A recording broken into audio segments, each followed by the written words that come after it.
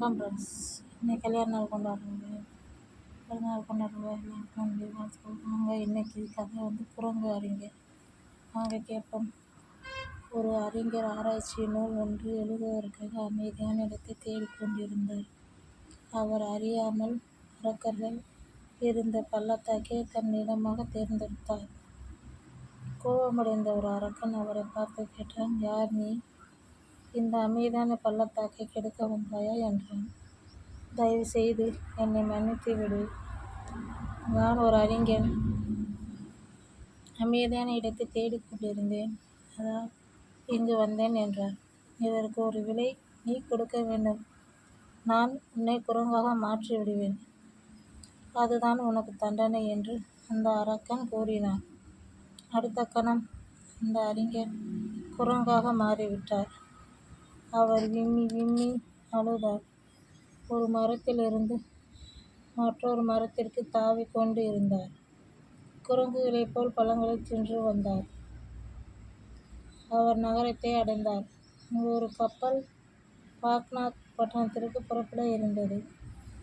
அவர் அதில் தாவி ஏறினார். அதிலிருந்த பயணிகள் கூச்சலிட ஆரம்பித்தனர். வேண்டாம், அதுவும் நம்முடன் வரட்டும். யாருக்கும் அது தொந்தரவு தராதவர் நான் பார்த்துக் கொள்கிறேன். அந்த குரங்கு கப்பல் தலைவனுக்கு நன்றியுடையவனாய் இருந்தது. பாக்தாத்தில் ஒரு செய்தி பரவியிருந்தது. அரசனுக்கு ஆலோசனை கூறுவோர் இறந்துவிட்டதாகவும் அரசர் அந்த இடத்திற்கு தகுந்த ஆளை தேர்ந்தெடுக்க விரும்புவதாகவும் அறிவித்திருந்தார்.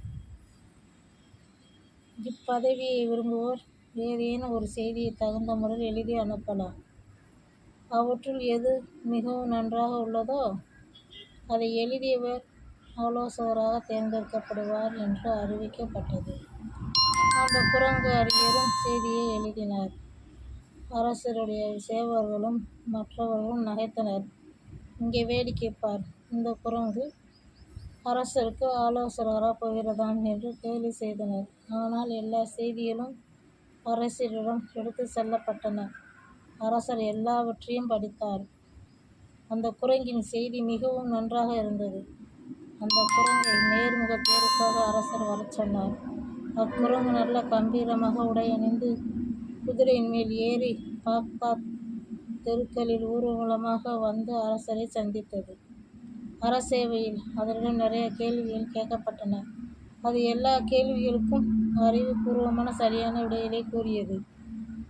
அரசருக்கு அது மிகவும் பிடித்துவிட்டது. ஆனால் மந்திரிகள் தடுத்தனர். எப்போதுமே அதனால் பேச முடியாது. எப்படி ஒரு குரங்கு தலைமை ஆலோசகராக முடியும் என்றனர்.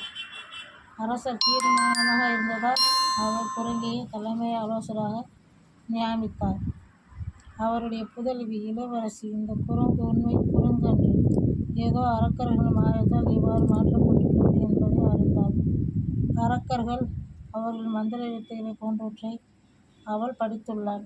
அந்த மந்திரத்தால் குரங்கு தன்மையை மாறும்படி செய்தாள். அறிஞர் தன் பழைய நிலையை அடைந்தார். அவர் இளவரசிக்கு நன்றி கூறினார். பல ஆண்டுகள் அங்கு தங்கி நன்றி அறிதலோடு அரசருக்கு தகுந்த ஆலோசனைகளை வழங்கினார். நீதி அறிவுடையோர்